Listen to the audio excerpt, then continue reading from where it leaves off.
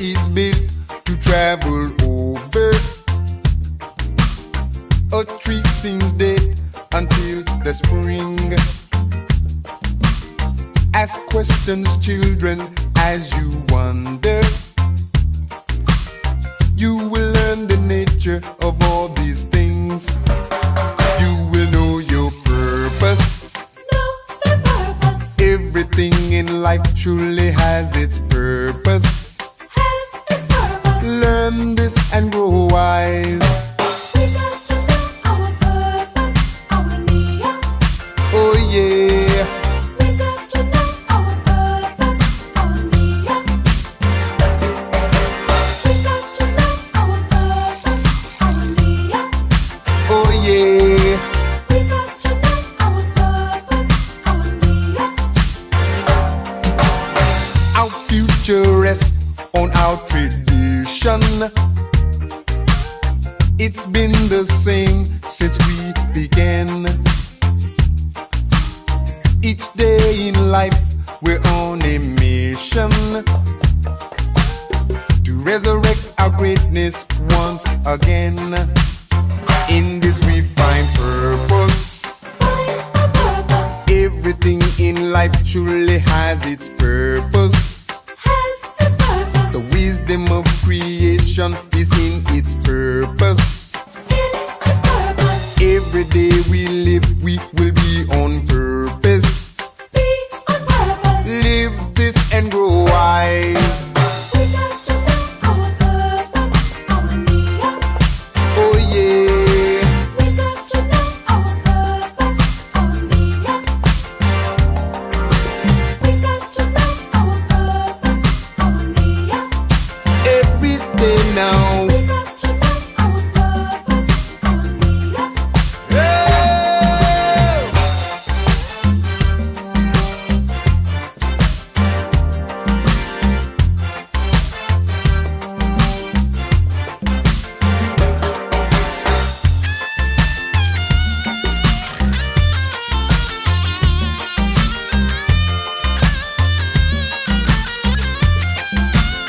In this we find purpose.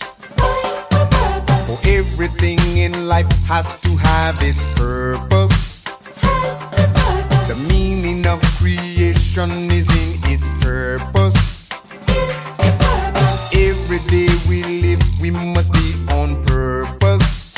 Be on purpose. Live this and grow wise. We got to know our purpose, our Nia. We got to know our purpose, our Nia. Oh yeah. We got to know our purpose, our Nia. Every day now. We got to know our purpose, our Nia. Gotta know what to do now. Every day now. We got to know our purpose, our Nia. Oh. We got to know our purpose, our Yeah. Nia. Yeah, no, no, We got to know our purpose, our Nia. no. We.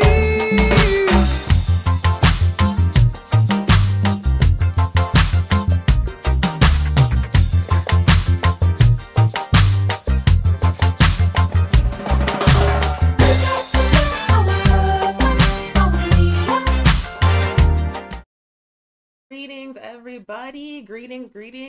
Thank you to everybody who is joining us on Facebook, Twitter, YouTube, or any platform where you are enjoying the stream. My name is Onyesanu. This is my comrade Monica, and we are both members of the All African People's Revolutionary Party, New Mexico chapter. The All African People's Revolutionary Party is a revolutionary pan-African socialist political party based in Africa, founded in Africa over 50 years ago by Kwame Nkrumah, the first democratically elected president of the first nation to gain independence from European colonialism. That nation was Ghana, the first African nation to gain independence from European colonialism. That nation was Ghana. After Ghana gained its independence, Nkrumah said, "Our independence is meaningless without the total liberation of Africa and the African diaspora." And so he called in the Handbook of Revolutionary Warfare for the formation of a political party that would unite all of the people's struggles across the African continent and diaspora. That organization was the APRP. We are the organization called for in the Handbook of Revolutionary Warfare, and we are still around. We are still fighting. We are still building Pan-Africanism, the political objective of one unified socialist Africa. So we out here. This is our weekly show, Weekly Pan-African News. We do this every single Thursday at 12 p.m. Mountain Time. We started it over a year ago at the beginning of the very first lockdown here in the United States. There have been many lockdowns since, as the US government and the capitalist system utterly fail to help people during this pandemic. But we have kept this program going because we understood that our people were going to be rocked by COVID-19, and we could not, at the time, responsibly bring them together in person. And so we wanted a platform where we could continue to build with y'all, where we can continue to share political education, where we can continue to have incredible interviews with revolutionaries like we're going to have today, but do so virtually. And Weekly Pan-African News is one of the platforms that we came up with. Also, we have Carmen Hassan, who's going to be interviewed later today. Just off for a second. But hello, good morning, Salifu. Good morning, Bird. Good morning, KD. Thank y'all so much for joining us. Good morning, Sam. Good morning, all. Thank you for joining us. As I just said, this is Weekly Pan-African News. We are the APRP. So there are a couple of things that we do at the beginning of every show. We do the intro, which I just did. And the other thing that we always like to do is we like to call in a revolutionary ancestor. And the reason why we call in a revolutionary ancestor is because we understand as revolutionary Pan-Africanists, as socialists, that we are building upon a continuum of struggle that began the very first moment the very first colonizers set foot on the shores of Africa. We are not reinventing the wheel. We are building upon work that has already been done, which means that we would not be here doing this without the people that came before us, without our ancestors. And so, of course, we have to honor them for making it possible for us to commit to revolution in the present day. So usually we do an African ancestor during this segment of the program, but we have deviated from time to time, and we're going to do it again today because today is the birthday of a very important socialist revolutionary. That revolutionary is Vladimir Lenin, former leader of the USSR, leader of the Socialist Revolution in Russia, author of Imperialism, the Highest Stage of Capitalism, a very controversial figure in capitalist society. But that man was a revolutionary. That man contributed revolutionary theory that helped anti-colonial struggles all across the world, not just in Africa, not just in the USSR, but all around the world. Lenin's ideas helped people build revolution. So of course, we honor Russian revolutionary Vladimir Lenin. We honor his contributions to socialist revolutionary theory. We honor his influence, and we honor the work he put in to liberate the masses of poor working class people in Russia. So happy birthday, Lenin. And I bet you someone watching got mad when I said that, and I don't care. I do not care, because everybody from Kwame Nkrumah to Ho Chi Minh to Fidel Castro to Che Guevara to Robert Zibugwe, all were influenced by this man, all built upon his ideas to make revolutions in their specific context. So of course we have to honor that lineage. So happy birthday, Lenin. I think it's like his 250th birthday. And then the other thing that we always do in the intro of the show is that we want to acknowledge that we are speaking to y'all from stolen land. That is actually the topic of the political education section today. The entire Western Hemisphere is stolen land. There is stolen land across the African continent. Occupied Palestine is currently being stolen by Zionists. All of Australia is stolen land. There is stolen land all over the world. And when we do an land acknowledgement, we're not speaking metaphorically. We're saying that land was taken and land must be returned. Settler-colonialism is a destructive force. It is a genocidal force. It is a genocidal institution that must be destroyed. And so when we say land back, we mean literally. Land back to the Tiwa Nation that owns the land that Albuquerque was built on. Land back to the indigenous nations all across the Western Hemisphere. Land back to Africans in Africa. Land back in Palestine. Land back in Northern Ireland. Land back in Australia. Land was taken. Land must be returned. So, I'm going to pass it to my comrade Monica because we have some current events that are pretty major that happened this week. Most importantly, the conviction of Derek Chauvin for the murder of George Floyd. And for more on that, I'm going to pass it to Monica. Thank you, comrade. So we had been able to see happen in the news is Derek Chauvin was found guilty on all counts for murdering, which is actually a form of lynching George Floyd. I think about how in the opening on Sabu, you shared about how the work that we do, we continue the work of our ancestors. So lynching is also nothing new. Since they kidnapped our people from Africa, they have been lynching us, and we have been organizing and fighting back. And so the narrative that we have continued to be pushed down our throats that we're seeing is that this is justice, this is victory. Words like accountability have been used. People have been using like, this is a step in the right direction. This is what healing looks like. This is our system working for us. And none of that narrative is true. Definitely will not tell a family what justice looks like. And when we look at the whole system, this is not justice. We cannot have justice in a system that was not built for us, that was meant to oppress us. This is the injustice system, and it will be that way until it is dismantled and land is back to the indigenous people, land is back to Africa, land is back to Australians, until all of that has happened. So I really appreciate it. Valdemir Lenin being called in today, like listening to the highest forms of capitalism is imperialism, because that really resonates in this, even in what happened in the case. So the verdict of guilty, if you all didn't see leading up to it, was going to happen. It was situational because the system even testified against him. The system even testified against him. He had no backing of police unions. All this did was the purpose of calming the people, the purpose of calming the people from uprising. It was pacifying. It was to manipulate the people in hopes that all uprisings and ceasings will exist, and that people will continue to believe that reform is right and justice can happen. So just so we know, in the year 2020, there were only 18 days that these pigs did not kill anyone. Over 1,100 people were killed by police in the year 2020.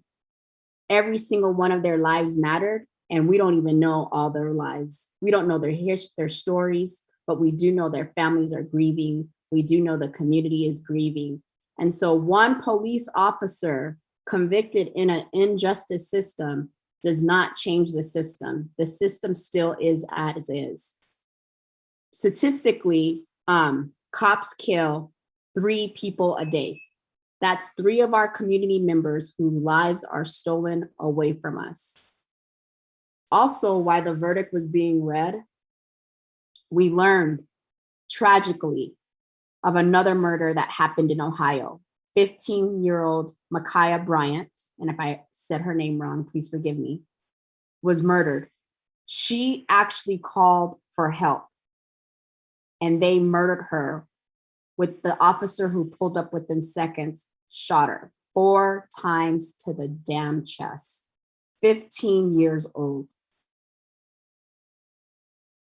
She is one of many of the police that they've murdered this week. I've seen Anthony Thompson, 17 years old, in a high school bathroom. The police, of course, lied about the evidence. Once the evidence came back, now they're trying to figure out and do a more investigation of police investigating themselves. 17 years old. When I think about this 17-year-old murdered in the school bathroom, I think about my niece, who was just recently approached by a racist police officer 3 times, harassed and bullied. I got to talk to a young person who was out there who said that she was in her car. And while she was in her car and the windows up, she could hear the police yelling at the top of his lungs at my niece and his hands on his waist. These cops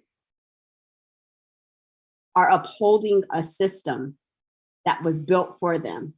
It is embedded in white supremacy and it will never change. That's why it exists, to uphold the system that it was created to uphold.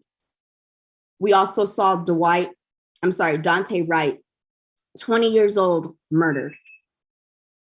Yesterday in North Carolina, Elizabeth City, there was someone else murdered. He's 40 years old.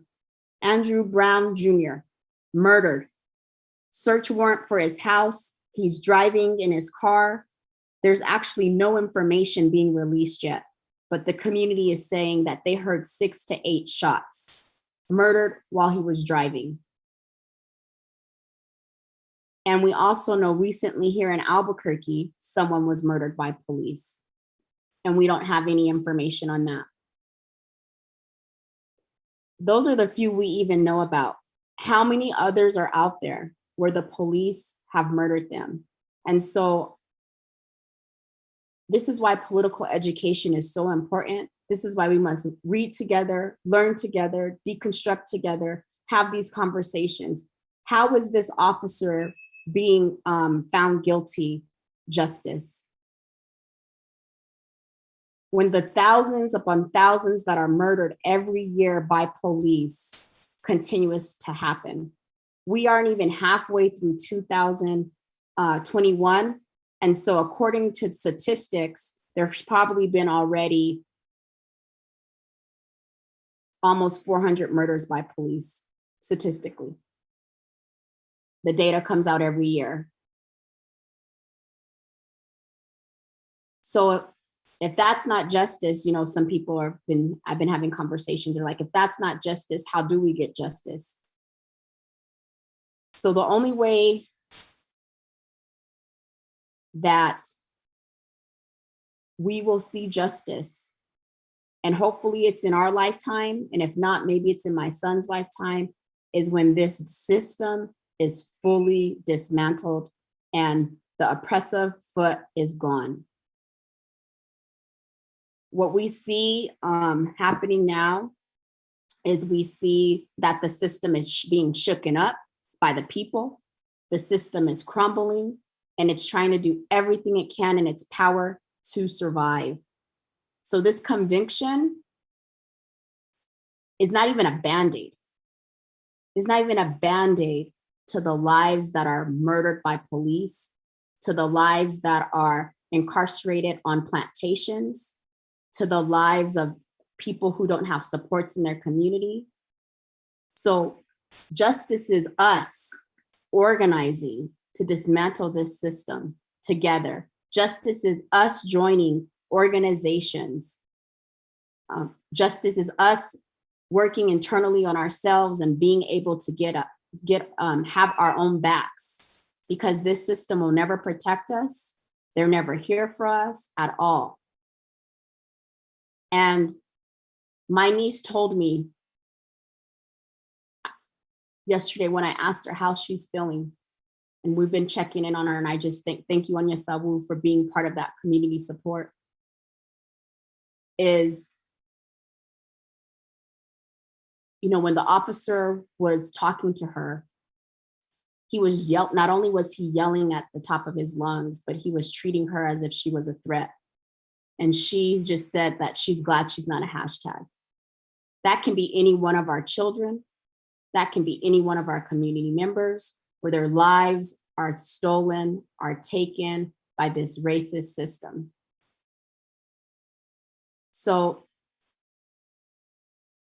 when I look at what's happening in this country through police and the militarization of police, and globally using those same tactics to create harm to our people and all over the world, it is up to us for us to organize locally, for us to organize globally at a national level, because we outnumber them. We just don't realize it. We have the power to do anything. Look how powerful our ancestors were. Look at the courage they had to fight against those oppressors that were brutalizing them every day. So it's so critical that the uprisings that our ancestors had, the uprisings that we continue to see in Ohio, in Chicago, in Minneapolis, that we see it as one united front, that we're united together, and that the uprisings must not cease. The conversations of what's happening in our communities must not end. And so I'm really excited to pass it back to Onya Sawu so we can hear from our comrades and the work that they're doing around land back, because that is one of many things that we will do when we dismantle these systems.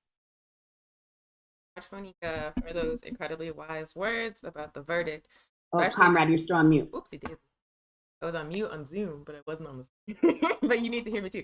So yeah, thank you so much, Monica, for those very kind, incredible words and strong words about the Chauvin verdict and about how we have to reject any crumbs from this system. I feel like they constantly beat us down, constantly harm us, constantly invade our communities, constantly invade other countries and steal land. And then they hand us these crumbs and say, look, isn't this justice? Isn't this accountability? And we're supposed to accept it. And we need to reject it. We need to understand that no justice and accountability can come from capitalism, imperialism, and colonialism. It's just not capable of providing such a thing when this system was built on our backs, when this system was built by stealing our lands and enslaving our people. There's absolutely no way such a system could provide justice for us unless it is destroyed. So thank you so much for making that clear.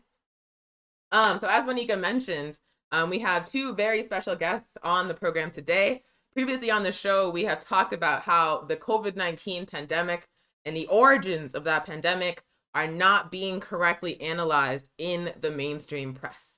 What I mean by that is that if you listen to capitalist media, you would believe that China just like manufactured it out of whole cloth and spread it around the world to be an asshole. But that's not actually what happened. What actually happened is that the system of capitalism and the system of imperialism steal land from indigenous peoples around the world, destroy that land, cut down trees, destroy ecosystems for animals and pathogens, and expose pathogens that humans do not have immunity to. It is the nature of development under capitalism, as well as the nature of agriculture under capitalism, that is incredibly destructive, that led to the COVID-19 pandemic, as well as previously H1N1, as well as previously bird flu. So this is something that has been a repeating pattern of capitalism causing environmental destruction after land theft, and the consequences of that destruction being global pandemics, as well as other very serious consequences, particularly for indigenous peoples. And so on the program today, we have two comrades. We're going to be speaking on the perspective, from the perspective of the Navajo Nation and the indigenous peoples of Azania, also known as South Africa, about what the impact of settler colonialism has been and why we need land back to save the planet and to save humanity. So Tando and Seehausen, if you can hear me, you can come on video now. We can get this going. Hello. Greetings, Tando. Good to see you. Love the swag. Greetings, Seehausen. So I gave y'all like a little mini intro, but if y'all want to just introduce yourselves to the crowd, we can get this going. Tando, why don't you start off? Okay, thank you very much, comrades, for having me on the program. I'm actually Tandulwe Tudlanga. I am located in the southern tip of the continent of Africa, in a political entity that was established in 1909. It is called today South Africa. We know it as an occupied Azania, and it is our home. And we say from Cape to Cairo, Morocco to Madagascar, Africa is our home. Thank you, comrade.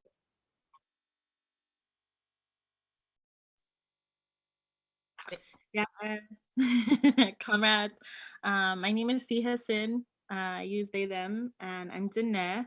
I'm so very happy to be here. I'm a local organizer. I've been a community organizer for almost a decade now. And I currently am representing the National Network for Justice. And so very happy to be here with you all. So we have a series of questions that we want to ask you to get to the root of how destructive settler colonialism is and why we have to destroy it as a structure. And then we have a couple of questions for both of you. We're going to start off with Tando. So you already actually gave your intro. First question is, where are you from and where is your land? Yeah. And as I have already mentioned, we, in the perspective of the Pan-Africanist Congress of Azania about the Africans, already, as I said earlier, I'm from occupied Azania. They call it South Africa. But from the perspective of the PAC, the Pan-Africanist Congress of Azania, we count our land as the entire continent of Africa. Even though our location would be some areas like Zimbabwe, occupied Azania, and so on and so forth, but we count the entire landmass of Africa from Cape to Cairo as our land. That is why we find no foreigner as an African in Africa. And therefore, I would clearly say that my land is Africa and Africa is my land. Thank you. Much, I agree. So, what has the COVID been like? What has the COVID-19 pandemic been like for the working class masses in Azania? How has the settler state that's in power responded or failed to respond? You know, Comrade Onye, if I were to give a simple answer, a simplest answer would be to say COVID-19 has been a painful and a brutal experience for the working class. But however, we are not as pedestrian as that. Therefore, we need to constantly put things into perspective. Firstly and importantly, the custodians of violence, that is the state, through the armed forces, through the armed security, that abused and brutalized the African masses during this period. And for an example, just a few months ago, we have had a prominent case of a murder of a man who was murdered by the armed forces inside his house, just because they were claiming that they were implementing law and order. They were implementing and enforcing the lockdown regulations. The issue that you find in the United States of America of armed forces and police killing civilians, it is happening also in Azania. It is not something that is it is far-fetched. Therefore, we know that experience. We know about it. But here it normally happens in large numbers. But we've got a good record of such a situation. And also, on the opposite side, COVID-19 has destroyed about 2.2 million jobs in the second quarter of 2020. Now, that is brutal. But if I can tell you now that occupied Azania, the South African state, is a state that lives in about a 49% unemployment rate. Now, addition to that, you've got 2.2 million jobs lost in the second quarter of 2020 alone. And the majority of those people in that 49% are indigenous African people. And therefore, the entire cycle of human existence has been brutalized by this pandemic, while the few capitalist elites have been smiling and going to the bank and getting some very nice deals in the entire process. If you can go back and understand how these people have been benefiting all this criminality of the COVID-19 and so on and so forth. Yeah. And I think that you've asked me about how did the state respond to this, or how did it fail? Just before I can respond to that question, there's something very strange and paradoxical that has been happening in this country. You know, you've got the retail workers, the cleaners, and the pharmacists, civil servants. During the entire hard lockdown, they were regarded as essential workers or frontline workers. Therefore, the system could not operate without them in occupied Azania. But immediately when the lockdown was relaxed, the Ministry of Finance, which is the embodiment of neoliberalism and capitalism in this state, announced that they are no longer going to meet up the demand of the salary increase of the very same essential workers that they were claiming during the pandemic that they were essential workers. Therefore, the state has failed. It has not only failed through violence, it has not only failed to keep safe also the majority of the African masses, but it has failed to even be humane in dealing with the effects of COVID-19. But one thing that they have not been failing on, which is the pillar of capitalism, is corruption. I can tell you now that about 4 billion rands was borrowed from the IMF during the COVID-19.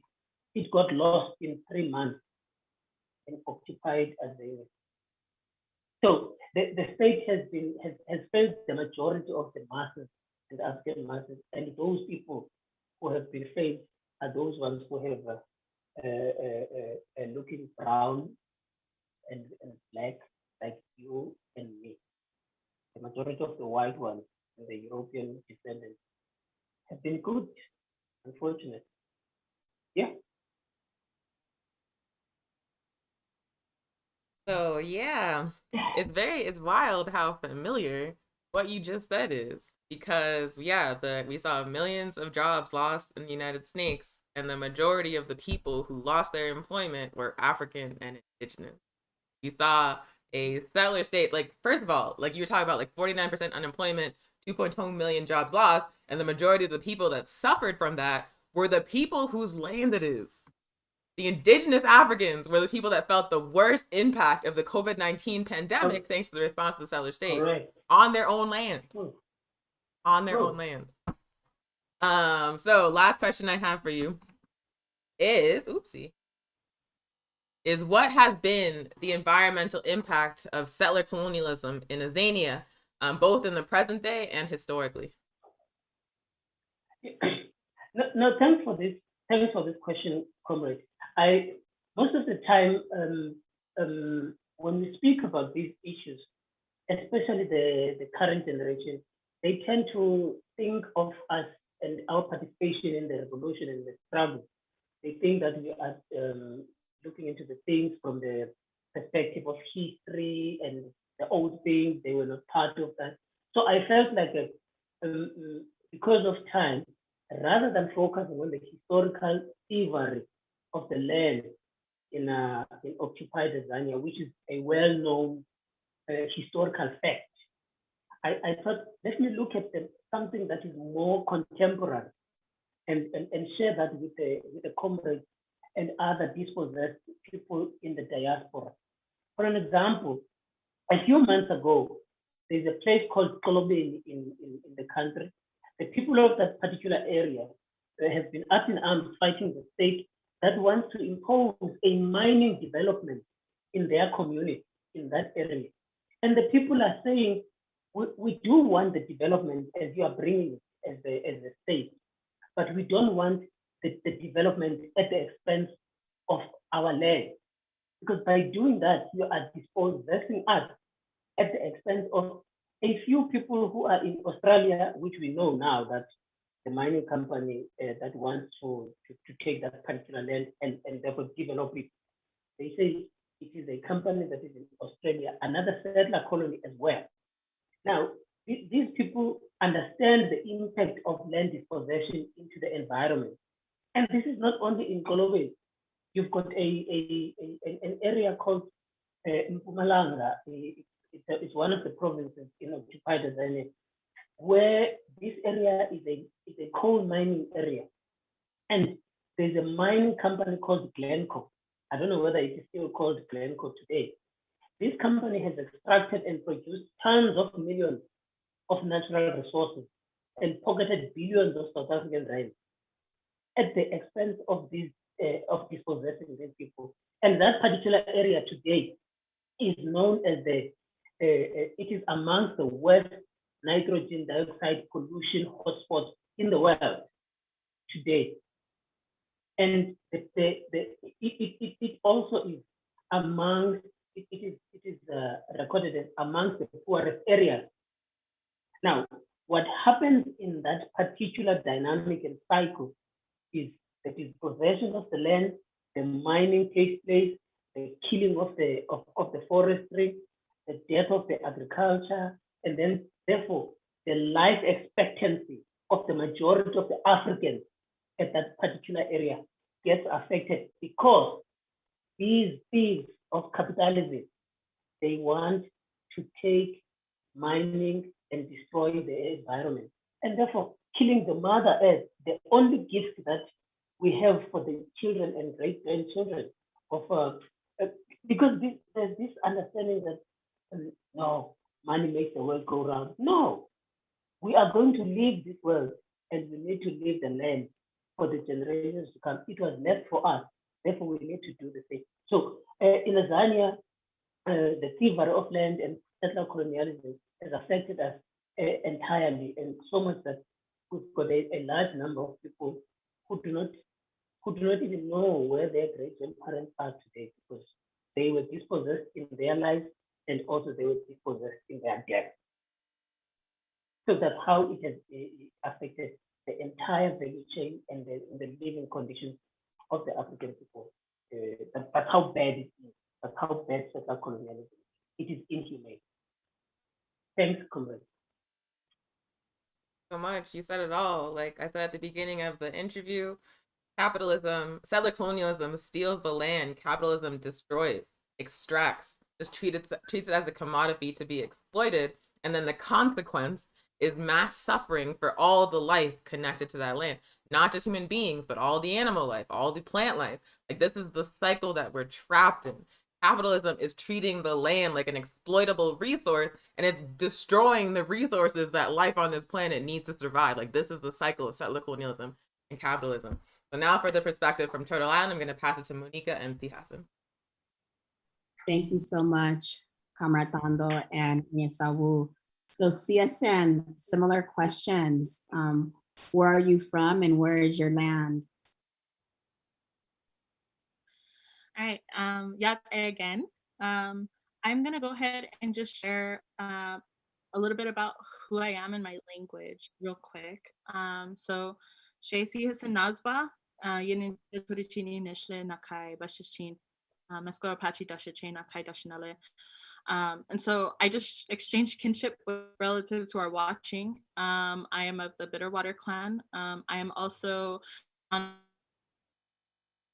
the side where migrants from. And then I have ancestry that is back in Comanche and Mescalero Apache territories. I was raised Dene, and so I consider home to be Deneta. Dene just means the people. Deneta just means the land of the people. And so oftentimes people refer to my tribal community and our homelands as Navajo Nation. And I just want to recognize that like our tribal lands are such a small piece of what is represented in the current like scope of measuring our reservation. So I consider, and I just want to reclaim like that I am from ancestrally Navajo Nation and all of the territories that were cut off due to extraction and border towns. And so the place that I consider home is called Black Mesa territory. There's two places that my great grandparents are from. One is from the Hopi Fence, where we were relocated from because of coal extraction. And the other is called Tohanakade. And we call that waterfalls. It's on the top of Low Mountain, about 30 miles north, I think, of Jedito. And that is where I grew up considering home. Because of relocation, I could have many homes across what's so-called known as Arizona, New Mexico, and Texas. And so I've lived in all of these places, and all of those places I consider home.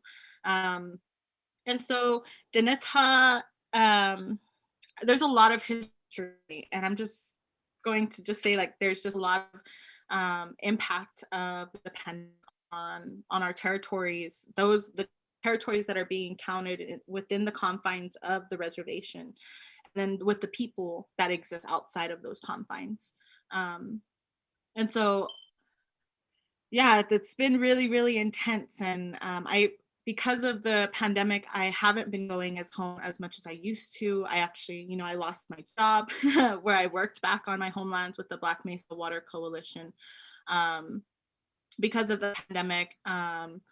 And I think that like my nation and several other tribal nations have been impacted disproportionately by this virus. And that's something that I feel there's been a lot of discussions around like the death toll in our communities, tribal communities for Indigenous folks.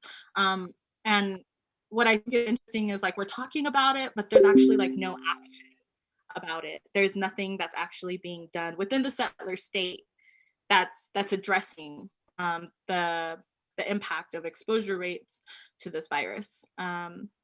And though there's been like little movement to like help the tribal communities by like giving out the vaccines, which I think is again like a huge privilege even then to be in the first world, even as an Indigenous community, to have access to these things.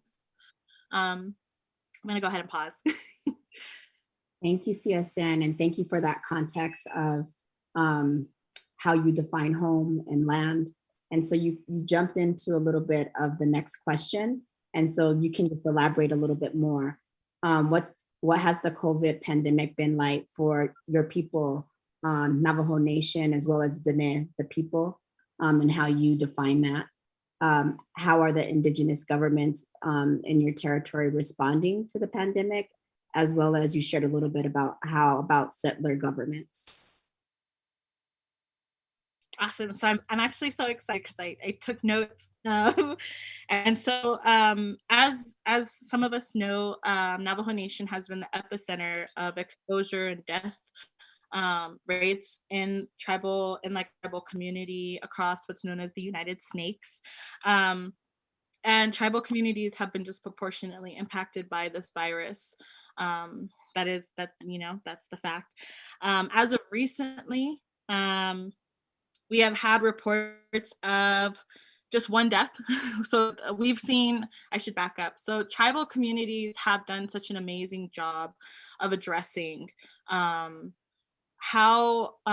families and like citizens of those nations should be handling the pandemic. And though I think that their methods were very interesting because since the beginning of the pandemic, my tribe has been doing stay at home I think it's stay-at-home orders, and closing down our schools and closing down the areas that like Indigenous peoples normally frequent.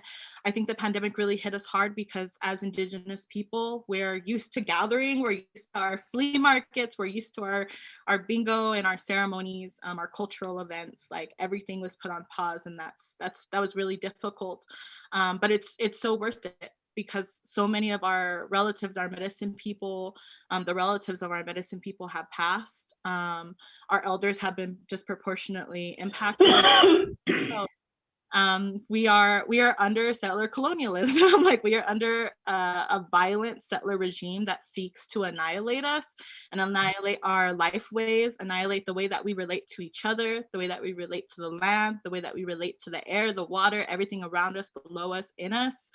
And I think that that's something that is very difficult to like grapple with, because normally what gives us the hope, the continued motivation to keep going and to continue to fight this settler regime is when we gather. And so trying to transition to a virtual platform and figuring out how to like communicate with our relatives. I come up from a very like culturally grounded family, and in my family, like you didn't do anything virtually. Like I don't even watch TV on a regular basis. There are a lot of things that that in my family we just didn't do because of the work and obligations we have back home. And so transitioning into this space has been, I think, a challenge. But again, like it's so worth it. I just said there was a lot more support with that transition, right? Like the fact that so many of our relatives, including myself, lost our jobs. Several of us lost our ability to like pay rent or to even have money to like meet our basic necessities. A lot of folks got evicted. A lot of folks have been pushed outside of the confines of the reservation into spaces like border towns like Albuquerque, which I like to recognize as Tiwa territories, just because of just the sheer resources here. When the pandemic first hit, we ran out of resources on our reservations, and I think that really scared a lot of people. And there wasn't any supportive infrastructure from our tribes, though they've done a lot more than the settler governments, we still have a long way to go.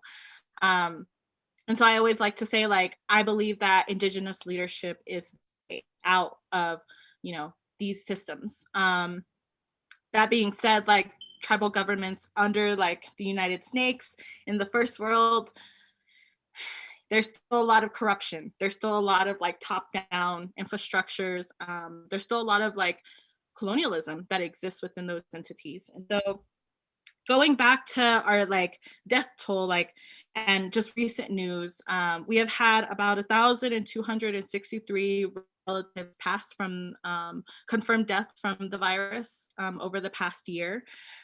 We didn't have anybody, any confirmed cases for about 11 days. I think like reporting yesterday, and we had our first case of COVID recently. And so that's something that I like to share because I think that my tribe is doing a great job of minimizing contact between tribal citizens inside our spaces. And so they're doing really good at making sure that people aren't, exposing each other and being careful and staying home. We have about, I think, around 400,000, it's a little less than that, about 400,000 tribally enrolled citizens in our nation. So we're one of the biggest tribes across the United States. I believe Cherokee is the biggest, but we have a lot of citizens, and about, I think it's 70% of citizens off of the reservation. And so 70% of our citizens are not receiving the support that they need inside border towns. 30% of our relatives that live within the confines of the reservation are receiving the support from the tribe. We were really blessed that we got we call it the Nez Stimmy. Jonathan Nez is our current president. Not my president, but anyways. But him and the rest of Navajo Nation, like the council and the government, decided to support some tribes with extra funding. So just kind of mirroring and going back to the settler government, which has done, excuse my language, but like jack shit for anyone, has not supported anybody throughout the pandemic except for the capitalists, except for the people already in a good place financially. There's still a lot of work that needs to be done regarding supporting communities. And we know that that support isn't going to be provided by these systems. And so, let's see, about 2 weeks ago, we did have 26 confirmed cases. And so we are seeing a rise in exposure rate due to, it's getting warmer. People are really tired of being inside.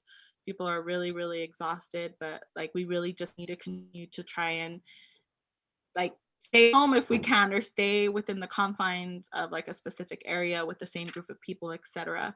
I think that the reality is like we cannot let this virus take us out. Like as Diné people, we've been surviving for over 500 years. Like we just need to keep going. And I'm just really wanting to see people come together as other people have. Like the mutual aid efforts that have happened across stolen lands has been like beautiful. It's been so helpful and important, and a space for politicizing our communities who otherwise have never had the chance to have access to like knowledge or to these spaces, because now everybody's home.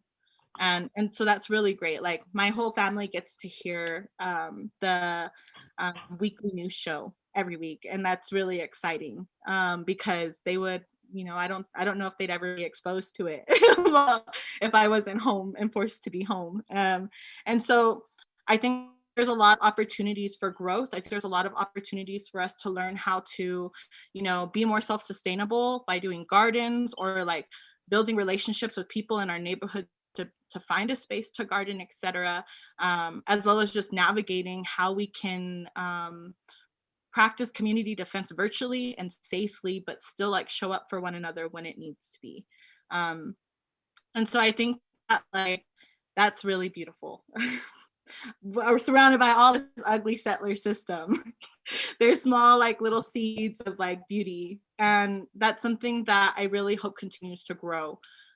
because right now, like we're still far from beating this virus. There's still a lot of folks who need to get vaccinated, but also there's a lot of mistrust around vaccinations, and just also backing up, like it really, like it shouldn't matter whether people get vaccinated or not, because this system should be a safety net for those families. If we lived under a system that truly cared about its people and truly cared about our well-beings, like whether that's culturally, or just mentally, etc., emotionally, then we would have better support systems in place. And right now we don't. And I think that's just telling of how fundamentally decayed this system is. And so I believe in pulling things out by the roots so we can get rid of it. Like just like a weed, the United Snakes is a weed. We need to pull it from the root, pull it out, and plant something better. And that's what I'm really hoping happens. So I'm gonna pause. Yes, yes, yes, and more yes. Thank you for sharing that about the seeds of beauty that's been happening even in the heaviness of time of your people. You talked about the implications and impacts on the people directly. I want to know, could you elaborate on what has been some of the environmental impact of settler colonialism on the Navajo Nation? Yeah, so I think that it's really important to state that even though people are being asked to stay home, and even though people are losing their jobs, and losing their homes, and really, really struggling right now, the capitalists and the corporations are not. And so they're continuing to frack in our homelands. Hydraulic fracturing is a process that is irreversible, that contaminates not only our waterways, but also our air and the land itself. We're still seeing extraction moving and pushing forth. We're still seeing the seizing of our lands, which is the very, agenda that settler colonialism is to seize our land so that the capitalists can profit off of it.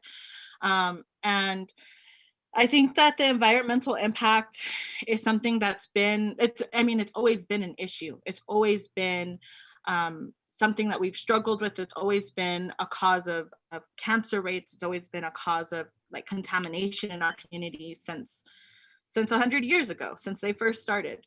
And that's just to say that when people are struggling, we're already struggling, and now we're just struggling even more. And that includes everybody else who's inside our homeland. So everybody's struggling. And so I think that that's really important to say. It's not only Native communities, but like African communities and Hispanic folks, migrant folks are all disproportionately impacted and exposed to the deadly oil and gas flares that are caused by extraction all across what is so-called known as New Mexico. And I think that that's really important to say. I really appreciated what our comrade had shared, like just as Azania, like our relationship to Mother Earth is very much something that's reciprocal. Like the world was left here, like we inherited the world to caretake the world as our ancestors did before us. And we're expected to upkeep that same, to leave the world as we came to it. And that's something that I hear a lot of tribal communities say. I'm sure a lot of folks have possibly heard of the 7 generations model that Indigenous people have offered up as a framework for understanding our relationship to the earth. And that's just one tribe. A lot of us have different relationships with different obligations, right? But there's this similar thread between every tribe, every Indigenous community that I've met all across the world, from Palestine to Mexico to Africa, is that, the world, Indigenous people all over the world are saving this world, right? We have the solutions to solve climate change, but nobody wants to hear those solutions because it gets in the way of that move. And that's something that just needs to be pointed out, is that we've been living those solutions. We've been living that way of life. I know, like when I go back home, this is something that like my family instills in me through our cultural values and through our obligations, is how we take care of each other and how we take care of the earth. And so historically, in Navajo Nation, we have had, coal extraction, we have had fracking, right now have like just land degradation and contamination, water contamination. Like there's fracking, and then there's produced water that's created from fracking. Even just the creation of like highways. And we have a lot of precious resources that the United Snake seeks to like get its hands on and steal and make money off of. And a lot of the times, like those sacred spaces are, yeah, are just attacked and destroyed. And so it's really, really important right now that people understand that Native people have the solutions. We have the solutions for how to move forward in this world. And to, I don't honestly at this point, I'm not sure if we can reverse the impacts of extraction and the environmental impacts that we've already had. I think like maybe about a year ago we could have, depending, was like an outline that was placed out into the world from a bunch of indigenous peoples, that we had like a year to get our shit together and to really push to reverse the impacts. I think we are now at a point where we would need to end capitalism to simply survive. Not sure about the reversing part. Well, because the reality is that the extraction, these policies that are being pushed through this, like what, it's two sides of the same coin, Democrat, Republican, same system, same settler system. These policies are contaminating this earth to the point where it's irreversible. And people really need to understand that. And it's not up to people to engage in that system. Everybody deserves access to clean water and to clean land and to fresh air. Like we all deserve access to that. Nobody should have to come here and have to vote or have to get citizenship to vote just to have access to those things. And that's one of the reasons why I think that the system is mentally flawed, is because there's no way that we can live under the system. There's no way. And we would need to completely abolish the system, not just like abolish parts of the system like the police and like prisons, but we need to abolish the entire system, including its education systems, including its healthcare systems. And that's like the end goal. I think that a lot of indigenous people have been talking about movements to get to that point. Thank you so much. I heard so many overlaps of the work that needs to happen in indigenous communities as well as in Africa around land back. And I'm going to pass it over to Onya Sawu, who's going to be finishing up the interview. Sorry, comrades, that I won't be here for the rest, but I'm going to be watching. Thank you so much. Capitalism took Monica from us. But thank y'all so much. Thank y'all so much, and thanks to Monica, whose birthday tomorrow. Happy birthday, Monica. But thank y'all, comrades. Like Monica, heard a lot of parallels in the experience of how the indigenous peoples in Azania and the indigenous peoples in Dinata are being victimized by the ongoing violence of settler colonialism, the ongoing violence of land theft, so that can be used by the bourgeois to exploit and extract. So many parallels in that experience. But now we want to start talking about solutions. So there is a hashtag #landback, which has proliferated across the internet. And what it essentially means is that people's land was stolen and those people need that land back, period. So for Tando, I keep calling you Odie because that's how I was introduced to you. But for Tando, you said that you consider all of Africa your land because you are a revolutionary Pan-Africanist. Though you were born in Azania, you understand that Africa is your home from Cape to Cairo. I have the very same understanding. And then for Sihasen, you're talking about Dinata, the historical borders of where your people are from. And so a question I have for both of you is, what would getting your land back and ending settler colonialism mean for the environment and for life on this planet? And either of you can jump in. Hope can start. Okay, thank you.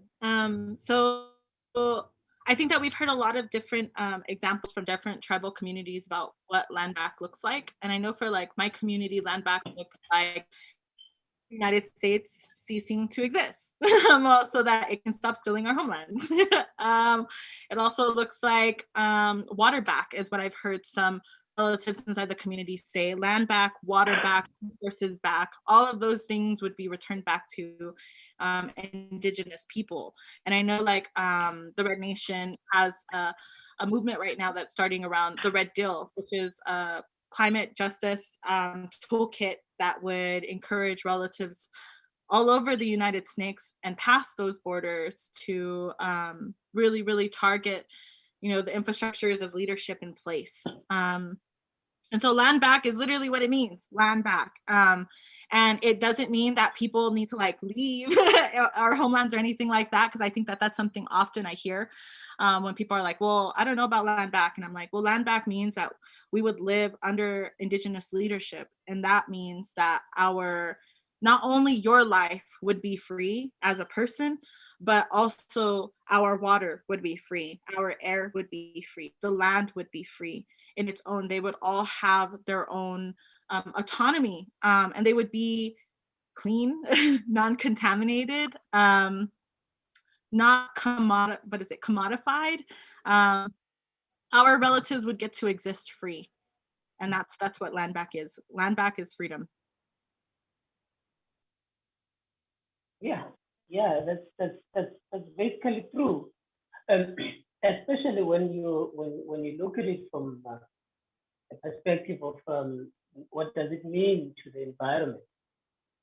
Fortunately, and with the indigenous people, they always understand that as human beings, we are not separated from the environment, and therefore, it therefore implies that land back in relation to the environment produces a new dynamic of humanism and humanness. I like to use those words of humanism and humanness, because there is that constant relationship between the environment and how you treat the environment, and how the environment reciprocates that treatment towards you as a human being. And also, what that also means is that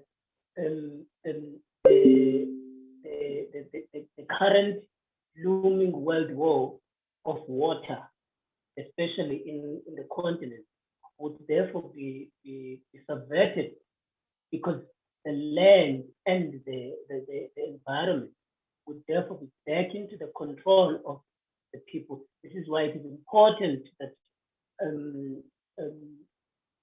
socialism, evolutionary socialism, be our way of living, thinking, politicking, dreaming, waking up. Everything must operate within that dynamic, because the land back, the hashtag land back in relation to the environment is not only limited to environment, but it expands and it goes further into the humanity and the humanness and the long life of our people. Unfortunately, today we are living shorter lifespan because the environment is angry, because it is reciprocating with the way that we are mistreating it. And unfortunately, even the Pope Francis, the head of a very problematic institution, finds it problematic that capitalism still exists. He says it is intolerable. We can't tolerate capitalism anymore. And therefore, our environment will continue to suffer if we don't take our land back. We want and we must take our land back. So basically, sorry, go ahead. Now, you can continue. What I heard you both just say is that either stolen land is returned to indigenous peoples in Africa and around the world, or capitalism is going to destroy us all. That indigenous nations, indigenous peoples across the planet already know how to maintain a relationship with the earth and with the water that means that life can thrive on this planet. In contrast, capitalism treats the land like an exploitable resource to be extracted from while giving nothing back. And if that trend continues, that is the end of human life on this planet, y'all. That is not an exaggeration. Unless land Correct. is returned, unless settler colonialism ends, unless capitalism is destroyed, that is the end of human life on this planet. Listen to the indigenous peoples. Either the land goes back or that's a wrap. Like literally. So next question and last question that I have for y'all is, how does land back happen? Again, either of you can jump in. Let me take this one. It's trying to socialize the space and time. And one of the things, comrades, that we must always understand is that the land bank will not fall from the sky. It will not fall from the sky. But we need revolutionary action, and we must take those revolutionary actions and we must implement them. And we must implement them hastily and urgently, so for land back to be realized. But also at the same time, we need to equally heighten our political consciousness, which is what Hope was mentioning a few minutes ago. We need to heighten our political consciousness through linking our struggles as a dispossessed masses, which is what the All African People's Revolutionary Party New Mexico chapter is trying to do in this conversation. Because it is unfortunate that this exceptionalism that majority of the dispossessed people want to implement and utilize in fighting a coherent system that operates with from one to the next systematically, and you want to fight that system without being a united force, it is not going to help us. So we need to find a way of connecting ourselves as a colonized being, and we must do that every day, and we must do that vehemently, because the system cannot be destroyed if we are not united. And unfortunately, no land back will happen if we are not ideologically clear. Because sometimes we can organize, and we organize for a nonsensical objective. So we need to be clear as to where we are going. If we're organizing, we need to organize revolutionary and for a socialist objective, a revolutionary socialist objective. And that must be clear. And we need to organize ourselves and understand that how to get your land back. I used to say, and I learned to say, we can utilize the mantras of one settler, one bullet. We must never leave that, because that is our ticket out of settlerism. In all these stolen lands, the United States of America, in occupied Palestine, in occupied Australia, and in occupied Azania, we need to constantly understand that one settler, one bullet, and that is the ticket. And it's an ideological mantra that we must always use all the time. When people want to claim and say, when we call others settlers, we are being hateful, that is false. We're just trying to find a way to get our land back and solve our problem of settlement. That is for me how we could do our land back. Thank you. Hope that is for you. Thank you. Yes, yes. So I agree. I agree with everything that you said. It was perfect. I also agree that there needs to be very disciplined and militant engagement in our communities amongst each other, amongst like our different communities, to have a relationship, some sort of relationship. We don't have to have the same ideologies across like these homelands, but we need to all have the same goals. And we need to have, and that goal is for settler colonialism to end, for these systems to be abolished, and for a better system to replace it, right? And so I think that that's something that is extremely important inside a place like the United States, is like, not only would like these systems cease to exist so that indigenous leadership could like take its place, but also, especially being like in the first world, like they would especially need to cease to exist because the United States has 800 military bases outside of the United States. And so it's really, really important that everybody is clear within the United States that the United States would need to go, and that we would need to organize to disrupt the conditioning that we've all been given, relearn how to exist in this world, because that's something that that is going to, I feel like it would shift through land back, but it's something that we can also start now, is learning how to exist on this world as a human being, without contaminating the space that you're in, without contaminating the resources that you have, and also just acknowledging how these systems have allowed and conditioned us to think that these resources are not only exploitable but expendable. I think that, you know, this looks like the police institutions going away, like education systems being taken over by local community members and elders, more language programs, and more programs that would encourage people to grow their own food, like toolkits for every single household that would be delivered at their front doorstep, so that they don't have to go nowhere, so that they can start planting. Like giving people the means to be able to live sustainably, no questions asked.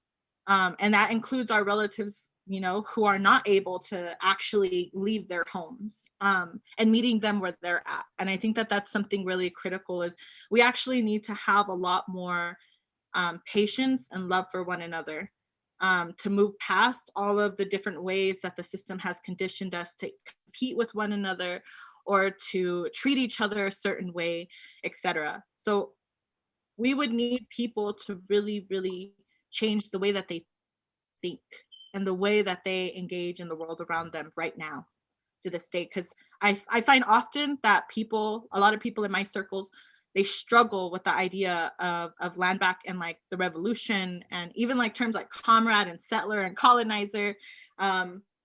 And so I just start using it around them so that they get comfortable with those terminologies. And then I break it down for them. And I have patience with them. And I try and work with them to understand what these things look like, and try and make it very, very present and very, very real for them. Because right now, like, our people are a sleeping people. And that's something that I've been really thinking about, is how do I wake them up as abruptly and gently as possible, because right now the house is on fire and we need to get out. And so I also believe that socialism is the way out. I identify as a Dene communist, a Dene socialist, and I believe that, you know, when we're free, when the land is free, the people are free. And until like every indigenous person across the world gets their land back, none of us are free. So that's, yeah. Woo, that was great. Thank you so much. Thank you so much. You know, the other day, a European settler tried to tell me that indigenous people don't need socialism. I was like, word? And now look at y'all, look at the both of you talking about, no, we need land back and we need socialism. It is very clear. We are very clear on what needs to happen. I appreciate y'all so much. Thank you for joining us. Is there any final thoughts you want to share? Anything you want to promote before we wrap up the interview? On my side, colleagues, I just want to say thank you for having me in the webinar. In the next, from the 25th of April up until the 30th, in occupied Azania, the Pan-Africanist Congress of Azania will be hosting a week-long webinar to remember the second anniversary of the establishment of the Pan-Africanist Congress of Azania. The details will be on all our social media sites, but the date is from the 25th up until the 30th. We'll be having one each day for the next 6 days. So I hope to see one and few of you in those webinars. Thank you very much, comrades. I appreciate it. It's related.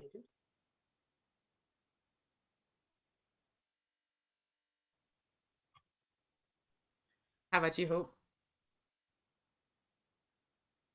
I just one other thing, just about like settler colonialism, that I would like to see more folks like engage in, which is like I shared a story on one of my platforms recently that we need to stop acknowledging the settler state. Like we need to stop. We need to stop. We need to replace all of the knowledges that we have been conditioned to have, like calling the United States, to calling it like Turtle Island, or learning the like names of these areas according to the tribal communities that have caretaken them. And so when I went to Palestine, Palestinians refused to acknowledge the Israeli settler state. They refused to acknowledge the IDF. And they remain true in saying that like one day that settler system is not going to exist. That occupation is not going to exist. So why are we gonna name them? And so that's what I wanted to encourage everybody who's watching the news show is stop calling Albuquerque Albuquerque. It's not Albuquerque, it's Tiwa territories. That's what it is. And then like we need to refer to our relatives who have always caretaken these areas.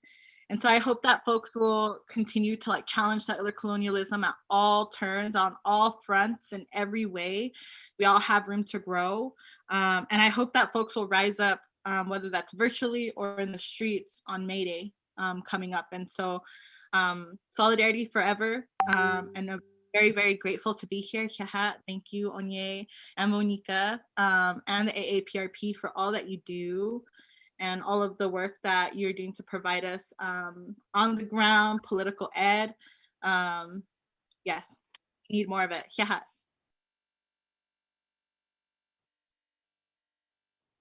Alrighty, so time to wrap up the show. We just have a few more things to talk about.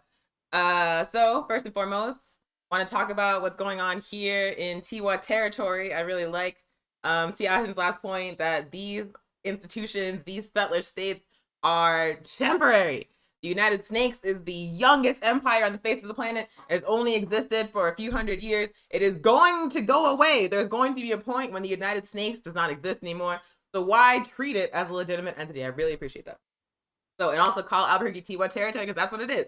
So in terms of the work that the APRP New Mexico is doing here on Tiwa territory, as previously discussed, we have recently started a Pan-African community garden in the South Broadway neighborhood. It's the lot at the corner of Avenida Cesar Chavez and Arno, behind the old Stadium Supermarket. Last Sunday, we had an incredible work day where comrades and community members and Africans all gathered together to beautify that lot. We picked up trash. We picked up at least one needle. We broke bread. Comrade brought tacos. We had bomb tacos. We spread mulch. It was so beautiful, y'all, how we came together to just transform the energy of that space.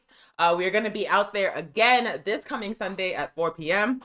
We want to finish spreading that mulch so there's like a nice protective layer of mulch over the soil. And we're going to begin to start building raised beds. Do you want to learn how to build a raised bed? Then come out Sunday, 4 p.m. at Avenida Cesar Chavez and Arno. That lot, you can't miss it. It's covered in beautiful mulch now. And come help us out and come learn with us. Other things that we got going on, we of course have our weekly elder care program. Every single Saturday afternoon, we deliver care packages full of food, medicine, mass, and political education materials to African elders here in Tiwa territory. If you know of an African elder that would benefit from that service, reach out to us. Message us on Instagram or Facebook. Email us at aprpnewmexico@gmail.com, and we will make sure to get a care package to them. So that's work that's continuing here in Tiwa territory. Also, it is almost African Liberation Day season, y'all. African Liberation Day is right around the corner. It is celebrated throughout the African world on May 25th. It was, of course, called for by the Organization of African Unity that was founded by revolutionary Pan-African governments. They call the day African Liberation Day because it's about celebrating the struggle for Pan-Africanism, celebrating the progress in the struggle for African liberation and the struggle to liberate the African continent, and also connecting and reflecting upon where we need to go. So that's coming up soon. The APRP is hosting an international webinar on the Tuesday after the 25th. We will share a flyer on our Facebook page and on Instagram. It's going to be an online webinar, which means you can join it wherever you are in the world. So please register for that, and please join us for the online ALD webinar hosted by the All African People's Revolutionary Party. Oh, also, it's Thursday, which means there's new articles on Hood Communist, hoodcommunist.org. Hood Communist is a revolutionary African blog. It is a coalition project The Hood Communist Coalition is, of course, made up of the APRP, as well as Black Alliance for Peace, as well as Black Hammer, as well as the Ojima People's Progress Party. So it's a coalition project, a revolutionary African nationalist blog, and we publish all African writers, y'all. Like, what other platform is doing that? All African writers talking about revolution, talking about Pan-Africanism, talking about this raggedy Derek Chauvin verdict that Monica already broke down. So please visit hoodcommunist.org to check out the latest articles. They are quite strong, if I do say so myself. I might be biased, but I think I have a good perspective. So yeah, check that out, hoodcommunist.org. So we thank you so much for joining us for weekly Pan-African news. We do this every single Thursday at 12 p.m. Mountain Time, which means we're going to be back next week. Let me look up what the topic is going to be next Thursday. Hold on. Slow internet. Okay, so the topic next week is no Green New Deal under capitalism. Oh, I'm hyped. So for folks that know, the Green New Deal was first put forward by the Green Party, and it used to be anti-imperialist and anti-capitalist, and then the Democratic Party, in the form of AOC, Alexandria Ocasio-Cortez, that controlled ass opposition, got her hands on it and made it neoliberal as fuck. And so basically what the Green New Deal is now is a proposal to create so-called green jobs and infrastructure in the United States on the backs of Africa and the colonized world. They want to extract lithium to make electric cars instead of oil. Like, they're calling that green. So we're going to break down why there can be no Green New Deal that is not going to be equally destructive and harmful under capitalism. There can be no Green New Deal while capitalism exists. We're going to talk about alternatives that exist, including the Red New Deal from the Red Nation. So please tune in next Thursday at 12 p.m. Mountain Time right here for that discussion. It's going to be great. We want to thank you so much for joining us. I also want to say that if you are listening to me talk and you are not in an organization fighting for justice, join an organization fighting for justice, y'all. We need you on the front lines, fighting side by side with us for land back, for socialism, and for the destruction of settler colonialism and capitalism. It can only be achieved if we are unified and organized, as the comrades just said, which means that everybody has to be in an organization fighting for justice. If you are an African, we welcome you in the All African People's Revolutionary Party. If you are in Tiwa territory, reach out to us and we will get you oriented and active in our projects. If you are not in Tiwa territory, still reach out to us and we will help you find the APRP chapter that's closest to you. But either way, we need our folks active in organizations fighting for justice, point blank, period. If you're not African, you can't join the APRP, but there are so many other organizations you could join. There's IWW here in Tiwa territory. There's the Red Nation. There's the Black Rose. There's the Hookup. There's all these organizations doing incredible work that need support, that need your capacity, that need your contribution. So please join an organization fighting for justice. And if the organization you want to see doesn't exist, then build it. And if you don't know how to do that, then stick around. In just a second, I'm going to show you a flyer for our comrade Ajama Umi in California chapter's Organizing 101 workshop on Sunday at 5 p.m. Mountain Time, 4 p.m. Pacific. Ajama is going to begin a workshop where, yes, thank you so much, Hope. Ajama is going to give a workshop that explains step by step how to build an organization. And in that book that the comrade is holding up, he explains, again, step by step, how to build an organization. So if you don't know how to do that, tune in on Sunday. Buy this book, A Guide for Organizing Defense Against White Supremacist, Patriarchal, and Fascist Violence. The blueprint is there, y'all. The blueprint is there. You just got to take it up. So thank you so much to Tando and Steve Housen for joining us today. Thank you all so much for tuning in and for your comments and participation.